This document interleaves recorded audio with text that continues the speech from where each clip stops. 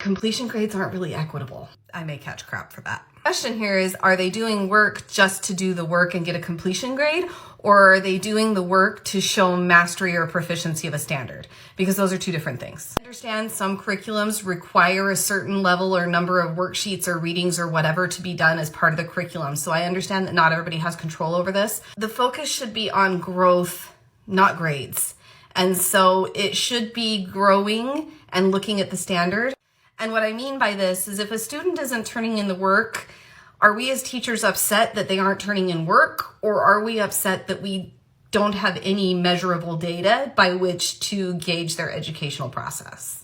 If your curriculum requires worksheets and readings for completion points, then sure, by all means, give them his homework. If they're just going to turn it in and they get 10 points if they did it, then the data and the information doesn't really matter.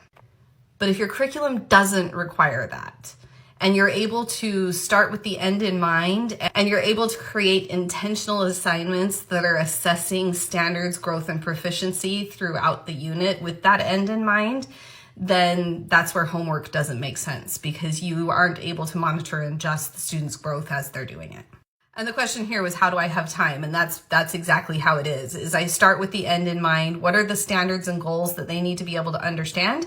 And then I break that down into smaller subsets of skills that they have to be able to master and able to achieve this final thing. Think about it like baking a cake. If your end goal is wanting to know how to bake a cake, then first you need to understand how to turn on the oven, how to mix the ingredients, which ingredients worked well together, what pan to use, what nonstick thing, what temperature. You need to learn all those little skills in order to be able to make the cake. It's the same with any educational process. The end goal needs to be maybe to cite thorough and complete textual evidence where the matter remains uncertain or unclear. So you need to know how to annotate, how to look for evidence, how to define words that aren't making sense, things like that. So you need to get all those little skills before you can understand that big, massive thing.